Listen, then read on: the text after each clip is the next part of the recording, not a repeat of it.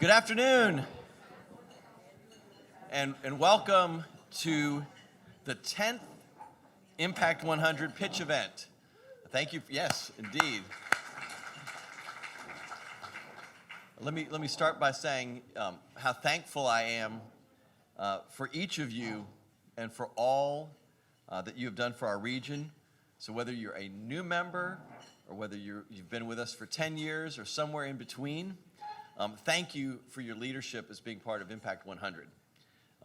I'm Andy Copeland, and as the leader of the Greater New Orleans Foundation, I'm truly honored to have a front row seat to the work of Impact 100 and to see your collective impact in action. As you know, today you are in for a treat.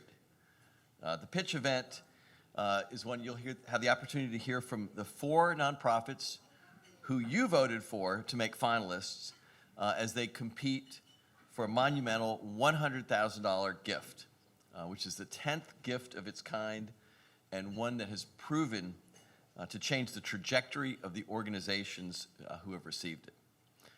So from the Youth Empowerment Project back in 2013, the very first year's winner, to last year's winner, Hotel Hope, there's no doubt that the grant that you all collectively give has transformed organizations, and with that has transformed the lives of people who get services from those organizations.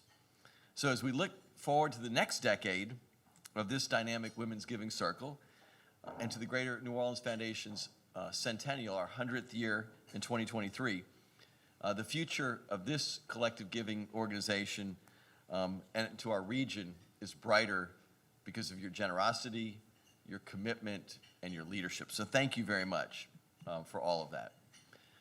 I also always say this, but today is one of my favorite days of the Greater New Orleans Foundation year.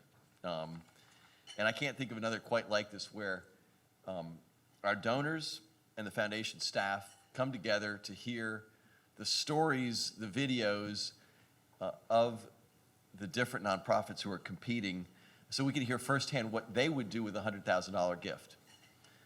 And then, next week, we can celebrate with the winner and experience with them the emotion and gratitude that comes with being on the receiving end of that gift, and as we think about the opportunities that has for their organization to make a difference for the folks that they work with. So I can't wait till November 16th to celebrate this year's winners and all the runners-up, and to be with you all at Ralph's on the Park.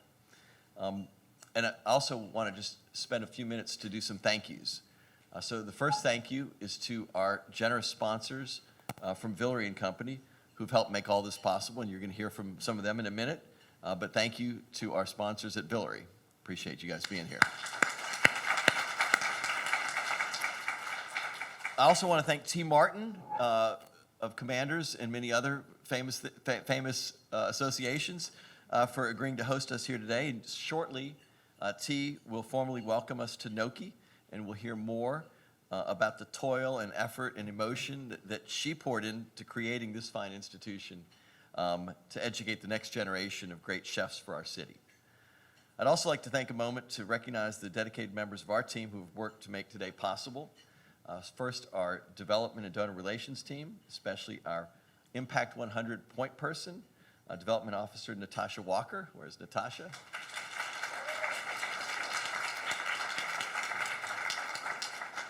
Our donor relations associate, Sharon Booker.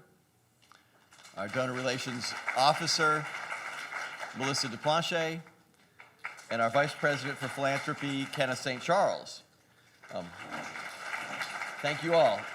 Our programs team, who supports Impact 100 by identifying the nonprofits to slate for your consideration. Our program officer, Rachel Swan.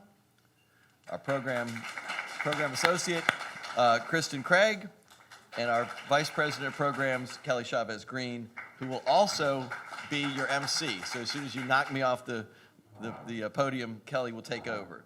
Also want to thank our communications and public affairs team, our communications manager, Maddie Morris, and our vice president for communications and public affairs, Courtney Thomas Barnes. We'll get two people in for one round of claps there. And our chief of staff, Carla Rivera, who is the leader in moving everything along at the foundation and bringing us all together to create excellence in each of our endeavors. So thank you, Carla.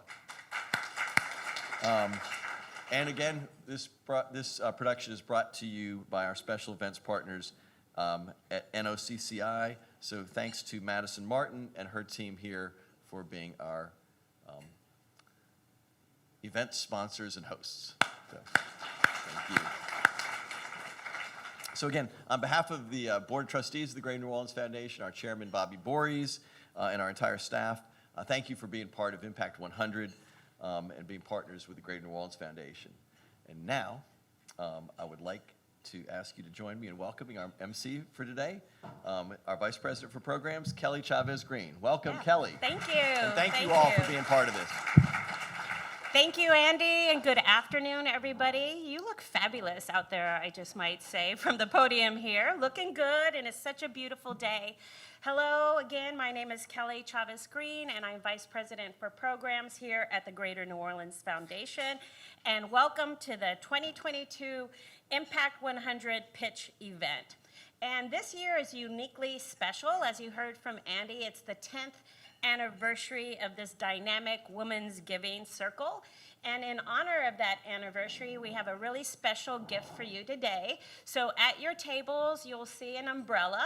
And I'm so glad we don't have to use it today, but it is a really great umbrella. And again, just to recognize your support over the years, we wanted to give you something to take home and remember, again, this wonderful giving circle and the impact that it's had in the community.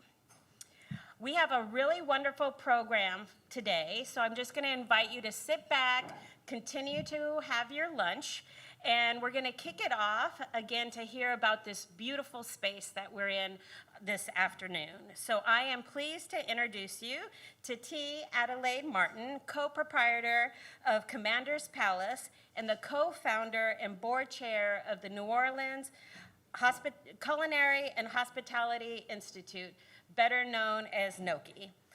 T will be sharing some insights, again, into this beautiful space and the work that they do here at NOCI. So welcome on to the stage, T.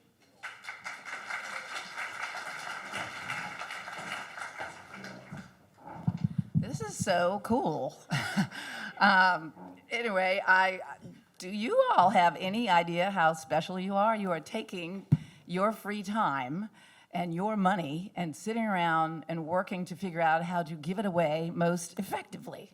I'm just very blown away by that. And I gotta tell you how incredibly special it is for me to have you here, because for about a dozen years, I used to drive by this building on the way to work every day and go, man, what's it gonna feel like when there's actually people in there and stuff happening? And here we are. I can't believe it. And to be neighbors with Andy and the Greater New Orleans Foundation, it's been an unbelievable, it's a very special little corner of New Orleans at this point. And I'll be honest with you, Andy, I don't know if you remember our NOCI's groundbreaking. We weren't quite ready, you know how construction goes. So we had to say, hey neighbor, can we come over? And everybody was there, the governor, the mayor, everybody. And it was actually the last place my mom, Ella Brennan, ever went. And she surprised me and showed up. And it was just such an amazing day. But to have you all here is extraordinary. I don't know why I'm not a part of this group, but anyway, I know what's coming now. Anyway, I put it out there because I think it's unbelievable. Because, you know, like I said, about 12 years ago, my cousin Dickie and George Brower and so came in this building to look at it for a business reason. Went, well, 93,000 square feet's a little big for a restaurant, but maybe this is the culinary school that this city and state and region have always deserved. But $35 million later. It really was a crazy idea. But the building is multi-purpose. You can come here. I mean, why doesn't New Orleans and Louisiana have a major culinary school? It was just kind of we don't have that? You know, we have some good places here in town, but we want to be in the top echelons in the world, frankly. So we're just getting started. We were only about 9 months a year old when COVID happened, but the state of affairs at NOCI is pretty good. We've come through a lot and we're doing well. But you can come here, and we took what in other culinary schools is like a 2-year program. It costs you $25,000 to $35,000 a year, and you go 2 or 4 years, and then you come work for me in your first job at $15 an hour. I mean, the math doesn't really work. It's tough. So we got the Culinary Institute of America, the gold standard in culinary schools in the world, to do our curriculum for us. Now, we creolized it, right? Because we need you to understand what's happening around here, and that court bouillon is actually coubillon. But anyway, so we got all that down into 6 months, and it's a $15,000 program, but with scholarships that we raise and some other support, a lot of our students are, getting through on half of that or even like $2,000. So it's an amazing program. But this building is multi-purpose, you all. It is. It really was built on the dream of that cook or that manager in a restaurant or a hotel or an airport or an airline who just, they want to move up, but they just don't have quite those skills. I want to move them up, but they don't know anything about anything, other than what, we've taught them. So this was built for people from around the world to come and hone their skills. But it was also mostly built for the kid down the block. And we want this to be a center of all things culinary in New Orleans and to be a thought leader, et cetera. But there's so much going on in the building. The students have their pop-up cafe today where they create a restaurant. This time they did a food hall. It's going on right now downstairs today. And the things going on in the school all the time are absolutely amazing. But I did have I think it's a late-breaking announcement that Gnocchi's been added as the 5th organization today in the run-up. So it might not be on there's no video or anything, but we're there. No, obviously we continue to need support, but looking at these organizations today, this is just exciting. Also on the board of Idea Village, and this is so similar and exciting. So I want to make sure y'all know that you can also come here for culinary enthusiast courses. So you can come and take a class in whatever you want. You can even audit the actual culinary school classes and culinary baking and pastry. But I did, a couple Saturdays ago, 12 of us came into the cooking class. So you learn what you're going to cook, and the chef tells you about it, and then everybody has their own cooking station, and you cook it, and then you eat it. It's so much fun. Of course, you're drinking, so, students don't get to drink, but we get to drink. And you could do the same with beverage. You come, you learn how to make a cocktail. Everybody's got their own station. Anyway, so there's so many fun things you can do here as we come out of COVID. We're getting all that going again. But I just want to say that I'm honored to have you all here, thrilled to have you all here. And, there's some lists in New Orleans that we're on top of in America that we don't want to be on top of. But we want to be on top of the culinary lists in the world, and we usually are, because New Orleans has been number 1 or 2 or 3, it's just at the top of the culinary world for about 300 years, and we ain't gonna stop now. Thank you for being here.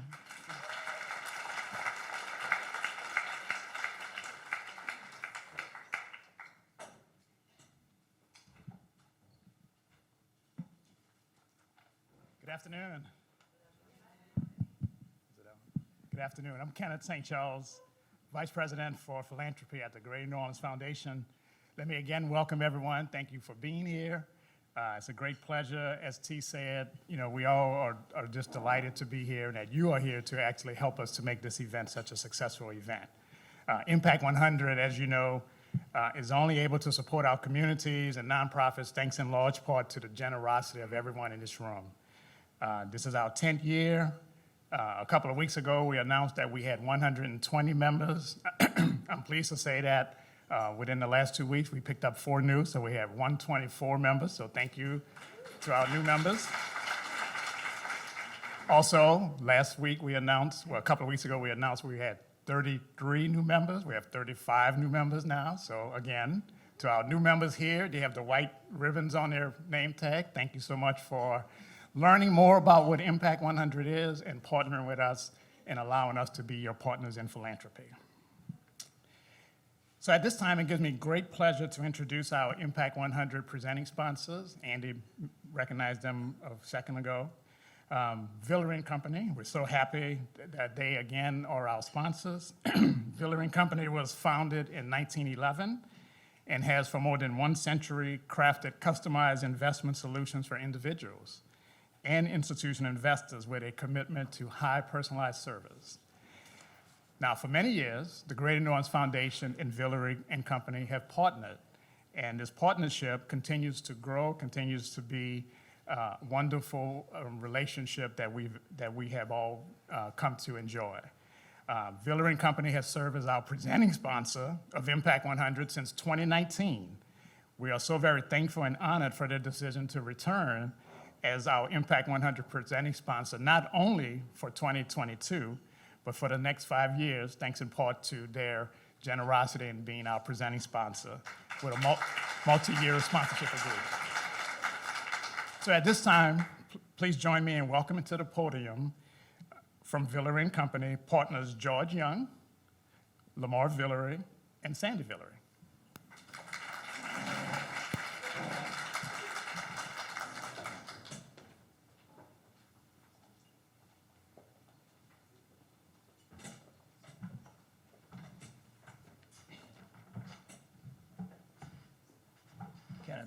Kenneth, thank you very much. We're really pleased to be here, and we're honored to be a sponsor. It was mentioned at the last event, I'm a previous board member, and I've really enjoyed the time here. Ganoff is a special organization and has done great things for this community. T was nice enough to talk about how important New Orleans is, and how important we are to New Orleans, and Impact 100 typifies that. So thank you very much. We really appreciate it. Talking about giving. It's important to get the idea of who you want to give your money to. There are going to be some good sponsors, good proposals here today, but everybody in this room shares that need to make sure they give away money and give it properly. Everybody has their own pet causes, and that's wonderful. No two are the same. But what we want to talk about today is not who you're going to give it to, but how you make that gift. So the idea is giving wisely. So it's not easy to pick the charity, but I think everybody here has done that. They've got certain charities that they feel comfortable with, that they love, that they espouse. That's fantastic. But we want you to think about, again, is how to make that gift. There's a lot of different ways to do that. So considerations are the ease of donating. How long is this going to take to make this gift? We don't want to make life complicated, but it's important that gift gets made. It's also important to think about tax efficiency. You want to make sure that that gift has some benefits to you also, and there's certain ways to do that that are important to think about for long-term planning. Again, the more you think about it now, that allows you to make another gift later and maximizes your impact. The other thing, and this is an administrative thing, the ease of record keeping track of donations, and I'm hoping that a lot of people here give often, give frequently, give a lot. Sometimes it can be kind of tough over time to make sure that you're consistent. You want to make sure that your donations are consistent to given organizations, and hopefully you increase those donations over time also. The other point is flexible timing. You want to make sure that you're able to put money into a donor-advised fund. We're going to talk about that, and that's one of the advantages that are offered. So my cousin Sandy has a couple other points to make. Oh, excuse me. I'm Lamar, not Sandy, in case you didn't. Next question. I get that confused. Okay, so I'm just going to kind of walk through. Last year, I tried to go through the whole math of why certain ways were more tax efficient, but I'm going to spare you all the math lesson, or the math review, rather. But the ways to give to charity, the first and most obvious is by, here's some cash, here's $20, $100, or here's a check or a credit card. The nice thing is that's fast, it's easy, you don't have to think about it. You've got whatever in your wallet, you can take care of it that way. The problem is it's not tax efficient. You're not stretching your money as wisely as you possibly can, and that's what we try to promote. And the manual record keeping, and we've got here, how much did we give Red Cross last year? Have I given yet this year? It's nice to have a way to go back and track that handily. The next way is appreciated stock, definitely more complicated. So that's where if you have a stock that you paid $10 for, and now it's worth $100, rather than sell it, you can donate it. And for a number of reasons, that's much more tax efficient.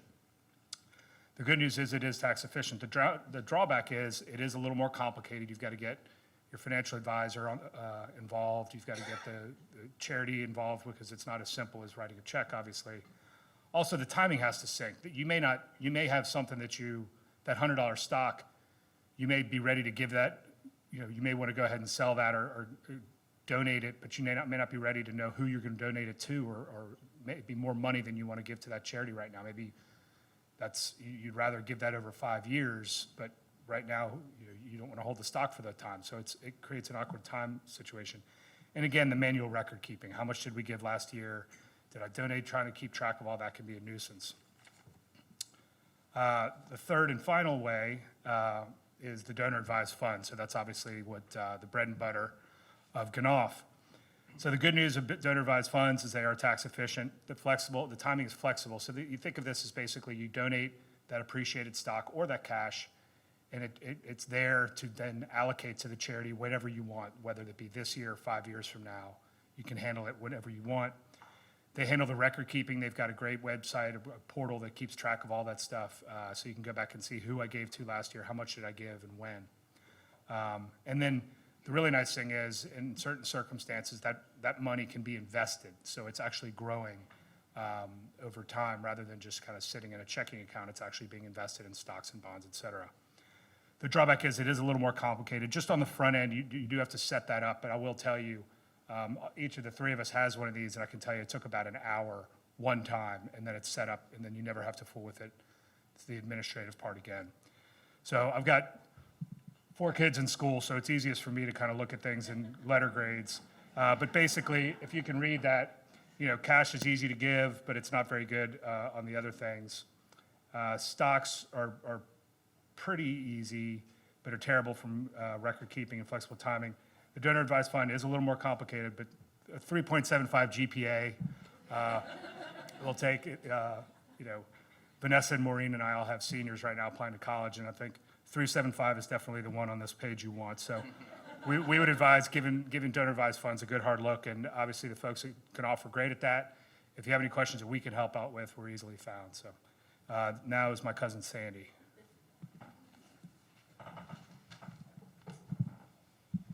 And Kenneth, the 124 new members, or total members, does that include tea or not? Okay, I'm sorry, asking for a friend. Anyway, so DAFs are the fastest growing charitable vehicle in the U.S. right now. It really is, as Lamar said, one of the simplest and most tax advantageous ways to give. You certainly fund it with low cost basis stock, and you get the double tax break. So you get no taxes on the appreciation, and you get a full write-off of the value of the gift. So if you invested in some stock for $20,000, a couple years later it's worth $100,000, you get the full write-off of $100,000, but then you don't pay taxes on that $80,000 of appreciation, which is nice. But then you move that to your donor advised fund, and then it sits in what I call my own charitable checking account. So I could let it sit in there for years, or when probably one of you all comes knocking, then I can make that gift right from the website, and makes it really, really simple. So to advance a slide here. So setting it up, as Lamar said, is extremely easy. Frankly, I just send an email to Kenneth St. Charles, and I think it takes an hour to basically get this thing set up. So it's been very helpful for clients trying to do things quickly. To fund the account, you just, as I mentioned, you just donate the appreciated securities, and whenever you want, today, tomorrow, any time, you can basically give that stock away. So for me, I get a request from a charity. I just basically log into my portal. I find all the things that I've done. It's got my history. I just click on Carrollton Boosters as an example and put the amount in, and off it goes with a letter. It really couldn't be simpler. And all I have to remember for my taxes is that I gave that, whatever the dollar amount of the gift I made originally, that $100,000 example.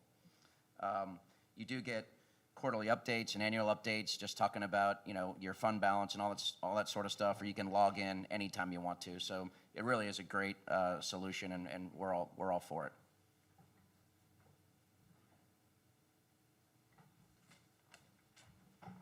So I just want to make sure we reiterate the relationship between Villery and Greater New Orleans Foundation. It's important because you can create a donor advised fund with so many different organizations nowadays, as Sandy alluded to earlier. But we think it's extremely important to think about Greater New Orleans Foundation in terms of local terms. They're the local provider. That's who you want to go with. We also want to reiterate the relationship Ganoff and Villery have in terms of we have low investment fees, and we can keep the charitable giving local.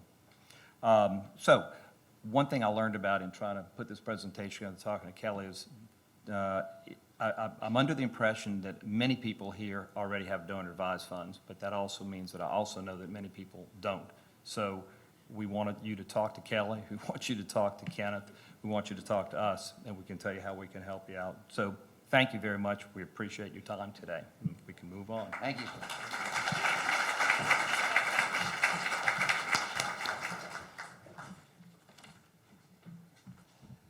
Thank you so much, George, Lamar, and Sandy. I always appreciate the training that we received as part of Impact 100 and how to better facilitate our giving. And again, I just want to recognize the multi-year commitment that Villery and Company have made to this incredible program that really allows us to focus on the program and membership engagement and recruitment rather than having to fundraise for this event. So again, thank you for your generous support, your confidence in our work, and we just look forward to working with you over the next 5 years. All righty, we are getting set now to hear from our nonprofit partners, and it's going to be a real treat for you today. So, as a result of your votes, we are about to hear from 4 nonprofits in the fields of education, women and girls, youth development, and workforce development. Each presenting nonprofit is here today because you were inspired by their missions and you voted for them. They received the most votes in each of their categories. Before each presentation, we will show a 1-minute video to provide some background on that organization. The video will be followed by a 3-minute presentation about how the nonprofit will use the $100,000 Impact 100 prize if they were to win. Before we get started, I'd like to say a special recognition for Maureen Hughley. And Maureen, if you could please stand to be recognized. Maureen is our Impact 100 pitch coach extraordinaire, and she has been working with us for many years, and she spends a lot of time leading up to the Impact 100 pitch event, working with our finalists to help them hone and prepare for their pitch. And I know they'll be looking for her smile in the room as they do the pitch. After each presentation, we'll have 3 minutes for audience Q&A. If you would like to ask a question, please raise your hand, and my colleagues Natasha and Sharon, who are in the back, will bring you a microphone so you can ask your question. In order to address as many questions as possible in that 3-minute period, we're asking you to keep your questions concise, and if you can please be sure to frame them in a question. That will really help out our speakers. Now, without further ado, I'm excited to introduce you to TrainingGrounds Incorporated, the winning nonprofit in the education category. We'll show the short video, and then we'll hear from co-founder and executive director, Melanie Richardson.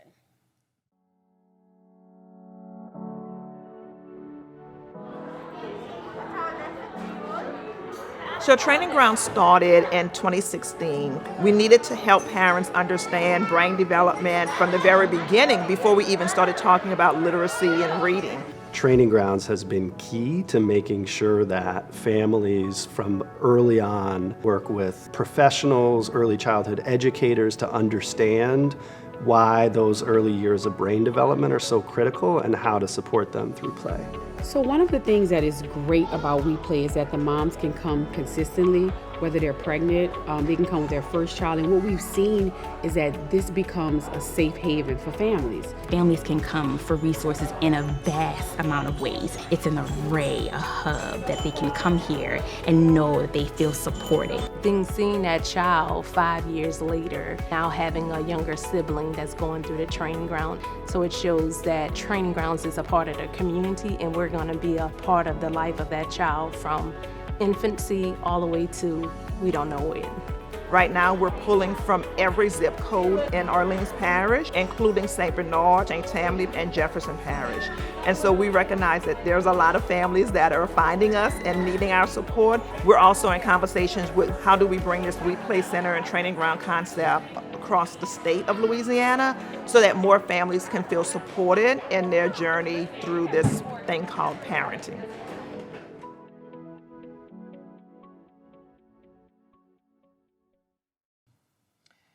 Ryan and his grandfather, Chief, started attending the We Play Center when Ryan was 2 years old. Both Ryan's parents worked, and Chief was the primary caregiver. Ryan was on a wait list for an early child care center. which is why Ryan's grandfather was taking care of him during the day. Ryan had already been labeled by many as challenging, and Chief was really concerned that this behavior would impact Ryan once he entered into school. So Chief and Ryan attended the We Play Center regularly. Chief saw the center as Ryan's school, and we were his teachers. Little did Chief know we would be his coaches as well. Over time, Ryan learned to take turns, use his words, stay on task, and play positively with other children. Chief learned to support Ryan's emotional development, set realistic limits, and started to use nurturing parenting strategies. In New Orleans, 6,500 children are on a wait list for an early learning program, and 7 out of 10 children enter kindergarten lacking skills necessary to be successful. Now, in April, we passed a millage that will allow an additional 1,000 children to have access to early learning. That still leaves 5,500 children on a wait list at home with a caregiver. In 2017, TrainingGrounds started the We Play Center to support families with children birth to 5. And how do we support them? Through the We Play Center. In the We Play Center, parents and children engage in child-directed play in ways to support the cognitive, emotional, and school readiness skills while deepening the relationship between parents and children. We coach. Parent educators provide one-on-one, real-time coaching to parents to support them during their parenting journey. And we connect families to resources through our intentional relationships with community partners. In 5 years and in one center, we have had over 21,000 contacts with over 3,300 adults and children from every zip code and every socioeconomic status here in the city of New Orleans. 85% of parents report having a better understanding of school readiness skills and how to foster those skills. 100% of parents report referring other families. We need your support. And with your $100,000 and your vote today, we can open a second We Play Center here in the city, where we can then serve 200 families like Ryan and Chief. Because 7 out of 10 children entering kindergarten not ready is unacceptable. When I say 7 out of 10, I want you to say unacceptable. 7 out of 10 is what? Unacceptable. 7 out of 10 is what? Unacceptable. We agree. Thank you for your support. I'm sorry. I was so excited. I did 3 minutes. I was ready to go. Thank you, Melanie, and thank you for getting the crowd all roused. So now we are going to move into our 3-minute Q&A for TrainingGrounds. And again, I'm going to ask if you have a question, if you can please raise your hand, and then Sharon or Natasha can find you and provide you with the microphone. How many hours a week does a parent and child spend at the center, and is there a fee for the service? All of our services are free. The center is open 5 days a week. The We Play Center sessions are Tuesday, Wednesday, Thursdays, and we do private play sessions on Mondays and Fridays for families that may have more in-depth assistance that's needed. So we're there every day for them. Do you have a location already picked out, or where would you like to be if you can open up a second center?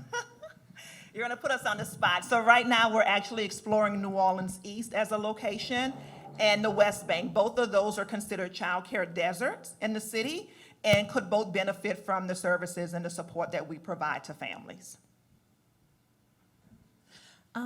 In terms of children who may present with, any developmental delays, who are your partners in helping to meet the needs of those kids? All right, so we actually just did a screening with LSU Lynn, so we work very closely with LSU. We work closely with Metropolitan as well. We are partnering with just about everyone in the city. We have a partnership now with cognitive behavioral therapy, so families that need to get evaluated or developmental screenings done, we can, so that we can support parents. And we just recently started an autism support group for parents. Because the wait is a year. If you're waiting for a developmental assessment, there's a year wait list for parents, and so we have started a support group for parents who are waiting for an assessment. If you use the gift to establish a new center, how would you sustain that center over time after those initial funds were used Right. up? No, that's a very good question. We have contracts, so we do have a fee-for-service part of Training Grounds that allows us to generate revenue, but we also have contracts with some of our programs in the city that are receiving federal dollars to support mental health, infant mental health, and students with special needs and things like that. So we are definitely working to continue to support sustainability because we don't plan on going anywhere. Are you doing anything to create a benchmark and then track your students as they move through the program? So yes, we track all of the students that come through, and we are now actually exploring a relationship with some researchers at Tulane to do some kind of longitudinal study to see how the children who actually come through We Play Center fare out once they enroll in school. We get the anecdotal reports from parents that they're doing well and they're excelling, but it would be nice to have some research and data behind it as well. But we're 5 years old, so we're still working on it. Awesome. We have time for one more question. I just have a quick question. Where are you all located right now? We are located right now in the Sojourner Truth Community Center, centrally located on Lafitte and Galvez, right behind the Greenway. And that was intentional because it's actually centrally located and families can get to us no matter where they live in the city. Thank you, Melanie. Let's give Melanie and Training Grounds another round of applause. Thank you. All right, we're off to a great start. Before we move on to the next pitch, we thought it'd be fun to play some trivia. And so if you think you know the answer to the question, and Melanie already got us up, so if you think you know the answer to the question, I'm gonna ask you to stand up and shout out the answer. We'll see how that goes, right? And so we're gonna start easy for you. So if you listen to Andy's opening remarks, or if you were with us for the kickoff, you might know the answer to this one. So the first question is, who was the first Impact 100 winner? There we go. You're right. The Youth Empowerment Project, also known as YEP. And YEP engages young people through community-based education, mentoring, employment readiness, and enrichment programming to help their youth develop skills and strengthen their ties to family and community. And you may have seen YEP's facilities on Aretha Castle Haley. And if you ever need a bike repair, I suggest that you check out YEP Works. And if you're a thrifter like me, there we go. I really suggest that you check out YEP's thrift store as well. All right, now we are gearing up for the second presentation, and this is from the winner in the Women's and Girls category, Daughters Beyond Incarceration. After the short video, we'll hear from their founder and executive director, Dominique Jones-Johnson.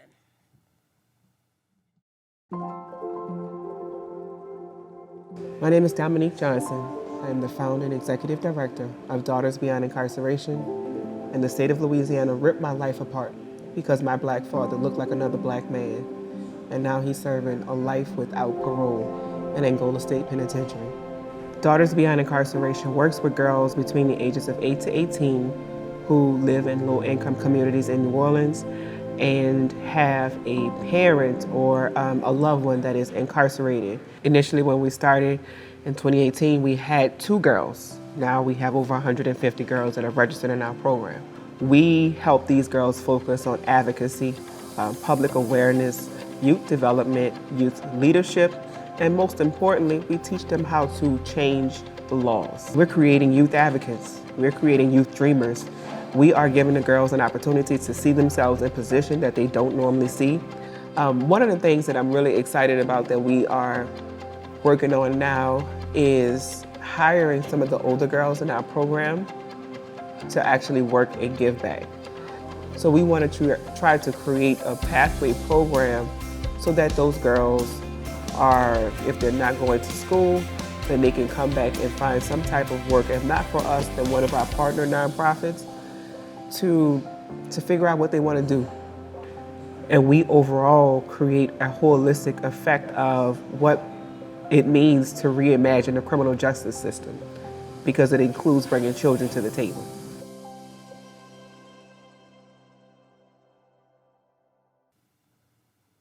Imagine the look on my face the first time I saw my father outside of prison. It was at my grandfather's funeral. He was shackled and chained like a caged animal. He was escorted by 2 correctional officers. No one told me he was coming. I was scared, was overjoyed, and I was mad all at the same time. And yet the only person who could tell I was upset and who asked me if I was okay was my dad. My father was incarcerated 6 months before I was born. I grew up driving 4 hours round trip every Sunday to visit him. Even though he was behind bars, he was the light of my life. And when I left, I was in darkness. I missed my father throughout my childhood. Just being able to hug him, going for father-daughter dances, being with him on my birthday, walking to school, holding hands. In order to talk to him, we had to pay $20 for a phone call, as prisons profit off of phone calls. Society tells us that 70% of children who have an incarcerated parent will one day end up in prison themselves. Daughters Beyond Incarceration was started to change that narrative. At DBI, we work to enhance the lives of girls between the ages of 8 to 18 that reside in low-income communities in Louisiana with a parent in prison. We teach girls that are impacted by incarceration how to advocate for themselves by educating them on the legislative and the criminal justice process. We work with over 150 girls within our community, working to develop the parent-to-child bond, providing mentorship, public education, mental health support, and advocacy. Our youth development program includes life and leadership skills as well as restorative healing, like using kickboxing or boxing to handle stress, along with dancing and painting. It is a struggle to grow up in New Orleans, especially with an incarcerated parent. Most girls are embarrassed. We educate them on the negative effects of mass incarceration so that they won't be embarrassed. At DBI, we truly work to change the narratives. But we desperately need staffing. And I have this great idea where to find it. We just need the funding. With your $100,000, we'll start employing the 18-year-old girls who have come through our program, and we'll train them to work with the next generation of girls that are coming up with incarcerated fathers. We are all hardwired to love our parents. Girls with incarcerated parents, we're no different. Help us change the community by helping our mentees be the change that our community needs. Please vote for Daughters Beyond Incarceration.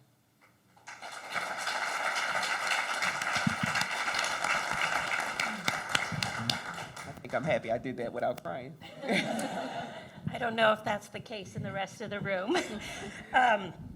Thank you, Dominique. And now we'll move into our 3-minute Q&A. And again, I want to remind you to please raise your hand, and Natasha or Sharon will bring you the mic. If President, that you, I'm sorry. can you hear me? No, I can't. How about now? Yes. In your presentation, you mentioned that you partner with other nonprofits. Who do you partner with? So for programming, we partner with other programs like TrainingGrounds. We partner with Vote. We also partner with youth development programs like Society for Change, which is a program that's led by someone from New Orleans East. We partner with Studio B, with Buku Media. It's different programs, and it depends on what our need is at that time, who we'll reach out to.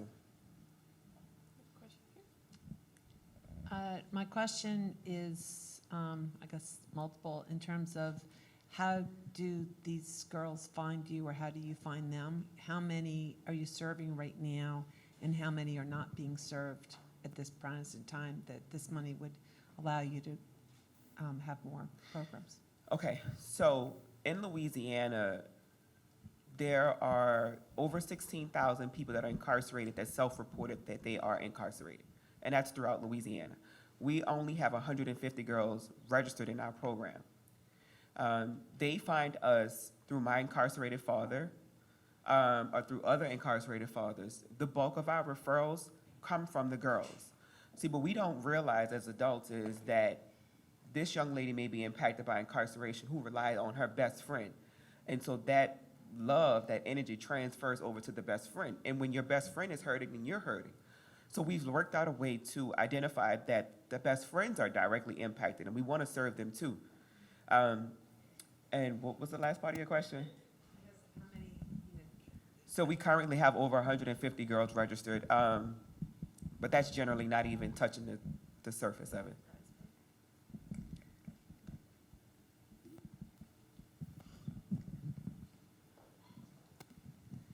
How many young women do you think you could hire with the $100,000, and how would you sustain that beyond this year? So we currently have already, and it's crazy, I took 2 of the girls to Detroit to speak on a panel in front of formerly incarcerated women and girls. And so that's where the first part of the funding come from. Right now, I currently have 10 seniors who are graduating in May. Out of that 10, I think 3 of them have plans to go away to go to college. And so I would like to hire as many as I can in some type of fellowship round. And it will really just give them an opportunity to see what a workplace looked like. And what I wish that I had growing up was somebody to teach me who I know and trust. Oh, this is what it means to go into an office and to sit down and to work and to come home, as to have that experience fresh out of college with no knowledge. So we want to try to be that connected before they go off and take that experience. All right, I think we have time for one more question over there, and then we'll move on. How often do you work with the girls? How many times a week do they come? Is there a set program that? Our program runs in the spring and the fall. We take a break off for Mardi Gras and the Zulu balls and all that good stuff. So we run from March until May. Every year we have an amazing Father's Day event, and then we break for the summer, give our staff a break, and we come back when school starts after Labor Day through the Thanksgiving holiday. We have monthly meetings every month, and those are the meetings that we touch on the relationship between the incarcerated parent and the child.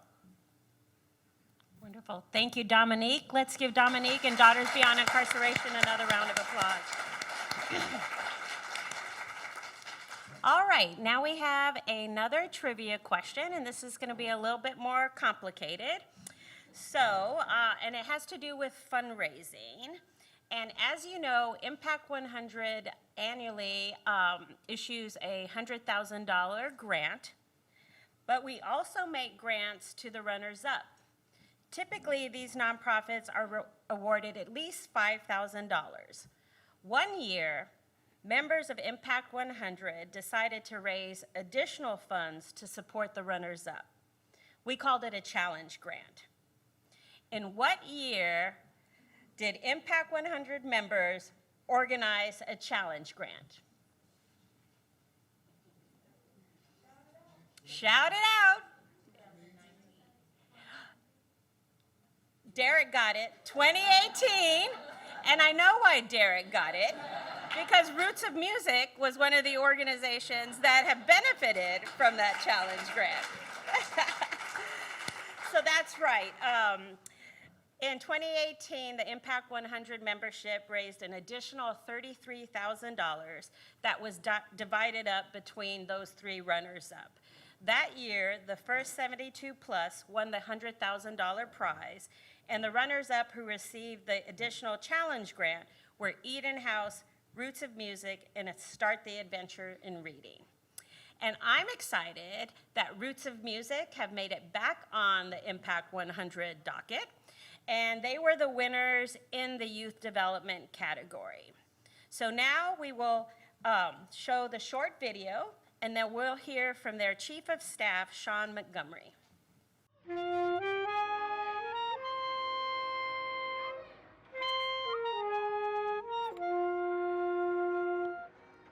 Here at Roots of Music, we believe that music has the power to transform lives. We meet you where you are, serving kids literally age K through 12. We are contributing to the community and contributing to the well-being of our kids and the next musicians of the city. I was supposed to take $20,000 and put into 20 kids. And the first day, 42 kids showed up. But the following week, we had 65 kids. And the third week, we were well over 100 kids. In the 15 years that we've been in existence, we have definitely been working towards expanding Roots of Music to include as many children in this community as possible. We have students that come from all over that I think benefit from the Roots of Music. And the best part about that is we have transportation. We have buses that can go pick up the students from where they come from.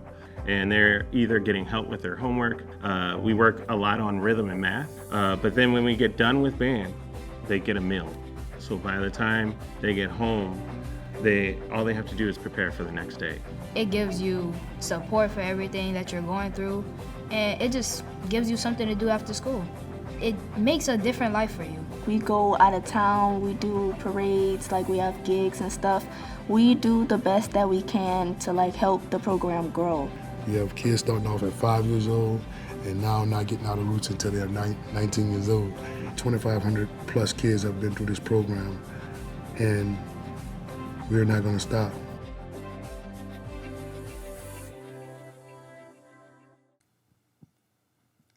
Let's talk New Orleans statistics. 1 in 3 children have witnessed domestic violence. 4 in 10 has seen someone shot, beaten, or stabbed. More than half has had someone close to them murdered, and 1 in 5 have witnessed murder. These statistics are from a 2019 report prepared for the New Orleans City Council by Call to Care. We see the impacts of trauma on our youth every day in our work at the Roots of Music. True to our name, we are the roots of music education and culture in New Orleans. Our founder, Derek Tabb, watched as our city's music education programs did not return in the wake of Hurricane Katrina. And he knew in order to save the lives of our city's youth and its culture, he had to create a space for youth and music to thrive. From our humble beginnings as a 6-week band camp, we now offer 3 after-school programs, the most vulnerable time in a child's life, and full wraparound supportive services. The Sprouts of Music, serving children ages 4 to 8, teaching basic music education, and currently the only early childhood music education program offered after school. Our flagship, Marching Crusaders, serve kids ages 9 to 14 from low-income households and provides hot meals and round-trip transportation to reduce the barriers to participation. The Roots Studio Academy serves young adults ages 15 to 19 who want to learn all aspects of audio engineering and production and the music business, preparing them for careers in the music industry. We now serve youth from kindergarten to graduation. New Orleans hosts 3 of the largest music festivals in the world, yet we as a city have not invested in creating jobs for such a lucrative industry. But we saw the void, accepted the challenge, and created the Roots Studio Academy.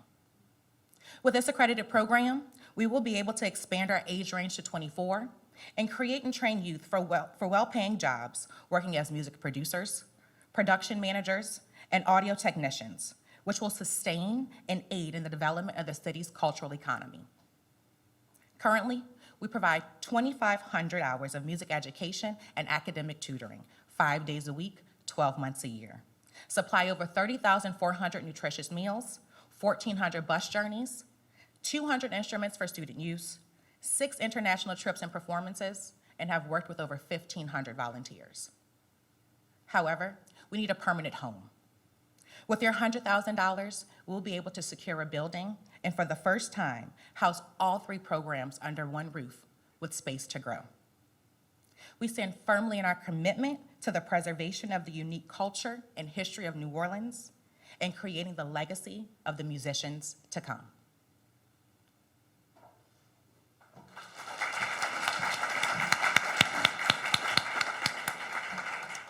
Thank you, Sean, and now we will move on to our Q&A. Got one over there. Where do you get the instruments for the children? a plethora of different ways. We accept donations.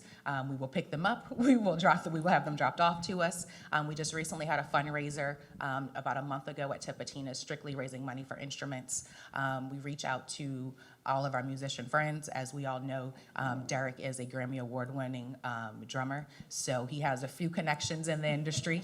So when times get hard, we're able to tap some of his friends to donate us instruments, but for the most part, we raise our money and get it wherever we can. Yes, ma'am?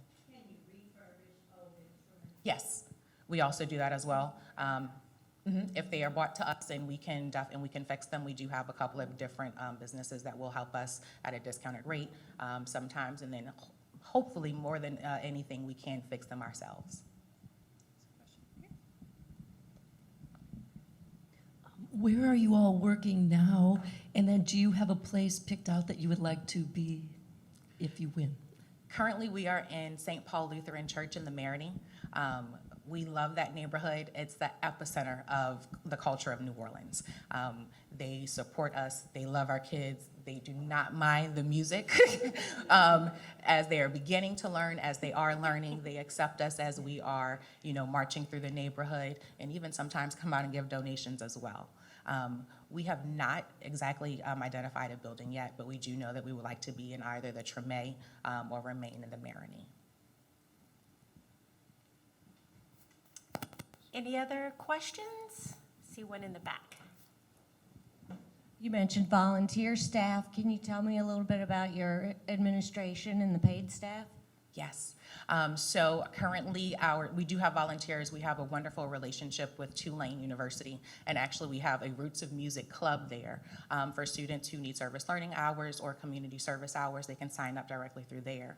We have a host of amazing parents as well as alumni that do come in and volunteer, but as far as the actual structure of the organization, Derek, who was just our founder and artistic director, was appointed to executive director earlier this year. We also have a development director on staff, myself as the chief of staff, an accountant, and then we also have our programming staff that are there in the afternoons and actually teach the music to our youth. We have time for one more question. Somebody has to have another question. Come on. All right. We got one right over there. Oh. Yes.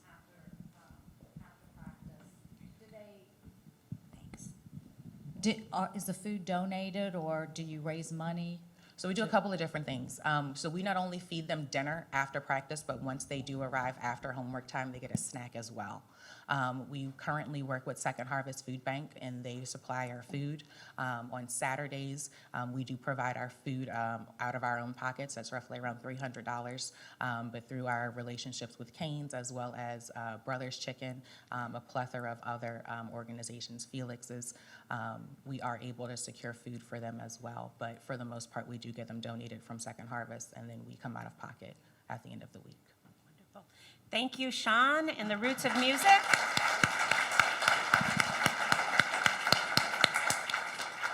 All right, we're moving on to our final trivia question, and we're bringing it back to the membership, and this is actually going to be a twofer. And so the first question, how many women were in the founding class of Impact 100? And if you know, stand and shout it out. 150, 100, okay, we heard 100, I heard 115. It was actually 113, which is wonderful for a founding class of a giving circle. And again, that was established in 2013. Okay, how many women have been part of the Impact 100 cohort for all 10 years? Any guesses out there? 22. Oh my God, y'all are ambitious. I love this. I love it. It's actually 12, and we are really proud of those 12 members. So if you've been a part of Impact 100 for 10 years, if you can please stand so that we can recognize you.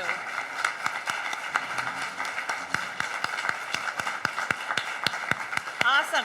We also have women that have been with us 9 years, And if we have any of those women with us, could you also stand to be recognized? Wonderful, Lorraine. All right, great. Awesome. Just very exciting to acknowledge just how strong this membership has been over the years, and we're really looking forward to the next 10 years. But now we will move on to our final nonprofit, Louisiana Green Corps. And Louisiana Green Corps was the winning nonprofit in the workforce development category. And we will hear from the executive director, Ryan Mattingly, after viewing the video. Green Corps was founded after Hurricane Katrina with the mission of connecting local residents to opportunities that make our city more sustainable, more resilient, but also provide career growth opportunities that are high wage, high demand in our community. In my 20 years of doing this work, this is the first time that there's a program that is both an economic agent and then also being an environmental change agent as well. Green Corps serves the community by serving the people that signs up to Green Corps. So once people come to the program and see what it actually offers and they get to use it and become something of themselves, then they tell their friends and their friends want to come, I found out about my brother and he had got his certifications. Now he's going to college and he's doing welding now, and it's a good opportunity. They prepare us for outside jobs and what you'll have to do, being on time, working with diverse groups of people. So they really helped us with knowing how to maneuver in the real world, basically. I really think it brings love and careness, because we really showed that we love our community, because we already know New Orleans is hanging by a thread.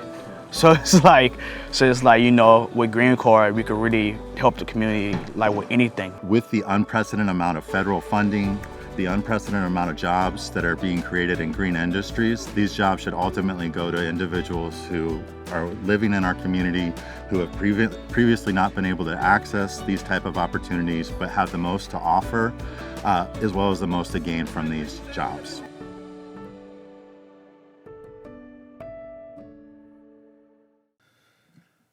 Eight years ago, Dante Henry was working at a job at Walgreens and he was frustrated.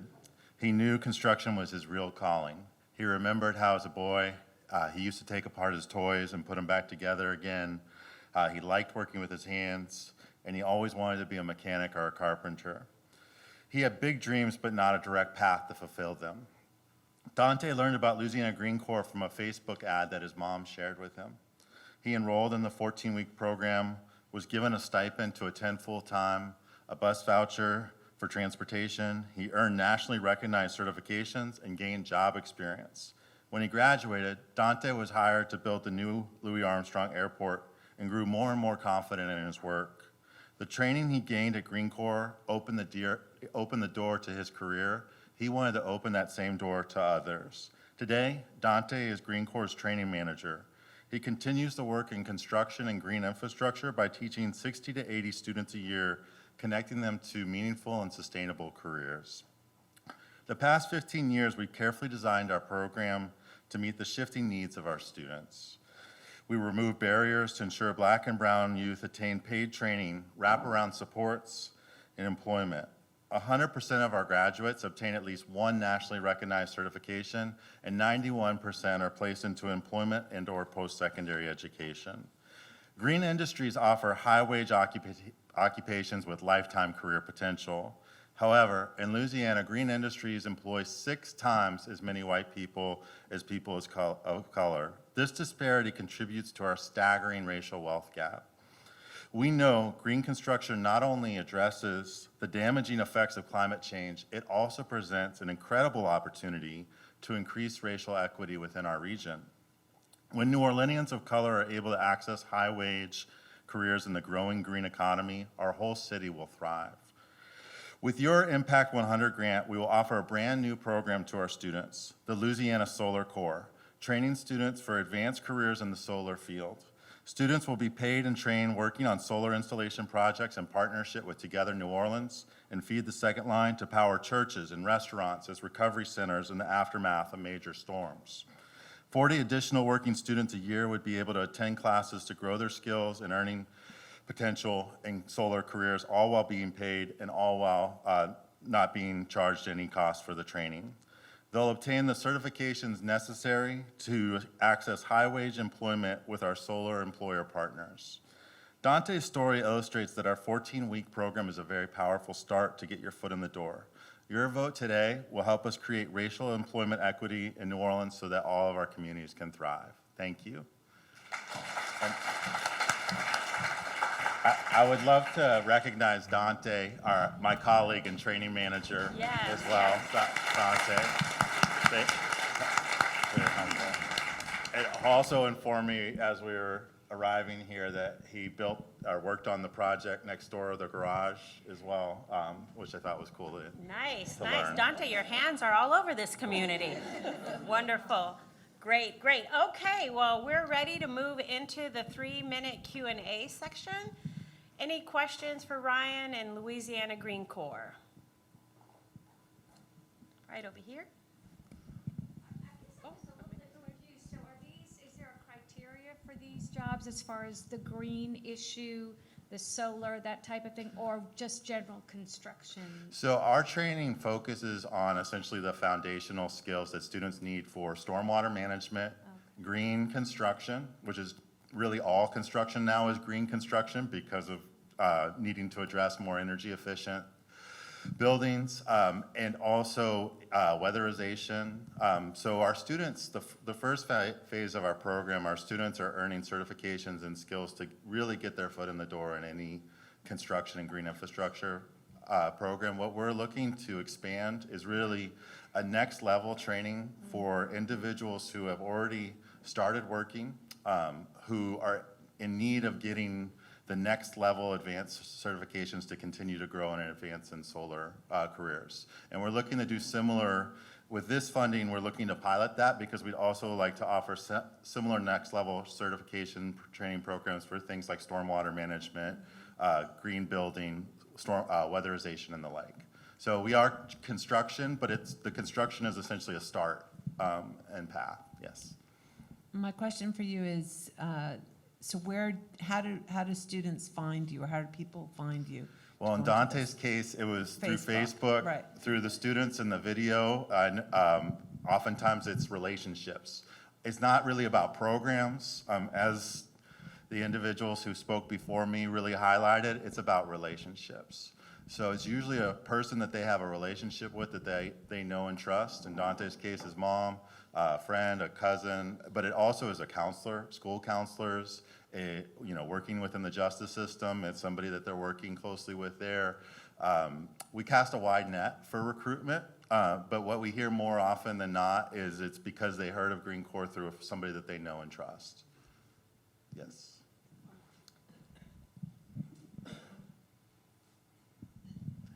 Hi, what is the age range of the program participants? So Green Corps historically has always focused on serving young adults, 18 to 24.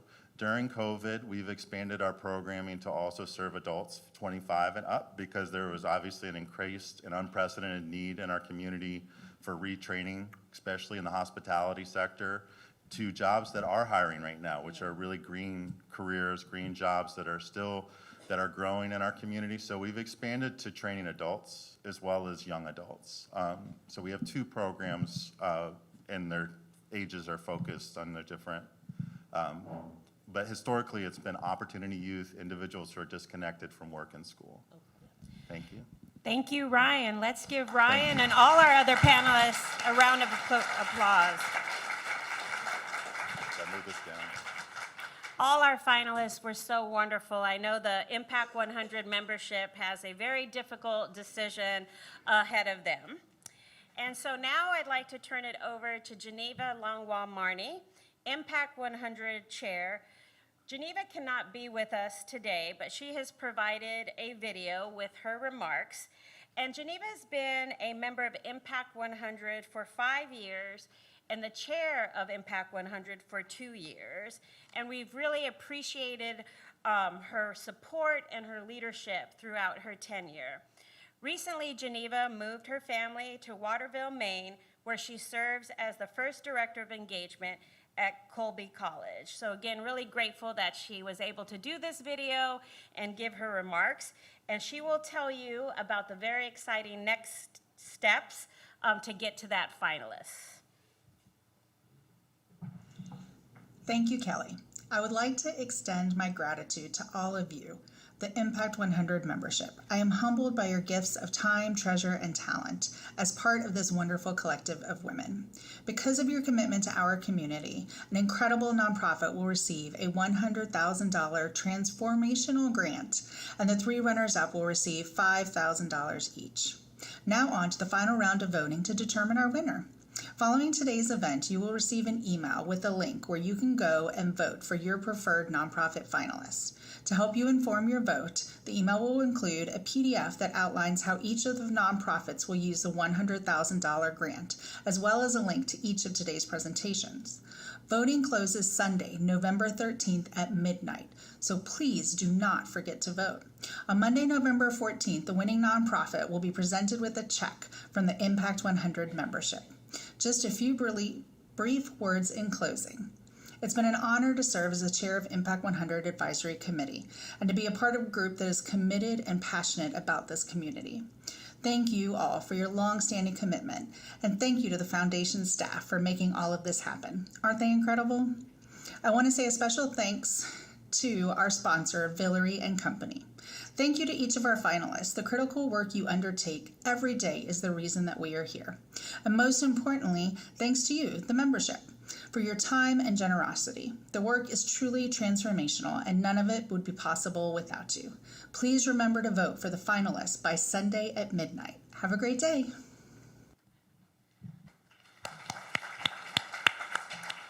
Now, just one upgrade to what Geneva shared. The link for voting will actually be sent out tomorrow morning. So Thursday morning, you will receive that link along with the PDF that Geneva spoke about. So it has very much been an exciting and inspirational hour. And what a way to celebrate Impact 100's 10th anniversary. To our sponsors at Villery & Company, we truly couldn't be here without you. Thank you for your continued commitment and partnership. To Noki, thank you for the great meal and all the staff that was there to make sure that we enjoyed our lunch and this beautiful space. To our finalists, thank you for your hard work and all the dedication that you put into your very critical missions. Again, the community is better for the work that you do. And again, I want to thank you all for being with us here today. Our Impact 100 members are what makes this day happen. And we are just so grateful again for your commitment and your partnership and for being part of this incredible Women's Giving Circle. Now, before you depart, we do have an assignment, and we hope that you will join us in this. We'd like to get a group photo. Remember I said how fabulous you were looking today? Well, we want to take advantage of that and make sure we have a chance to get this group photo. So we'd like to direct everyone to this side of the room. I'm not wearing my glasses, so I can't read oh, that side of the room? Okay. I'm sure our staff will lead you to the right side of the room so that we can get a great photo on this beautiful and gorgeous day. So again, thank you so much for being with us. I hope you have a great rest of your week. And again, if you can move towards the back of the room to be escorted to the balcony for this photo, we'd greatly appreciate it. And again, thank you all. Thank you to our finalists.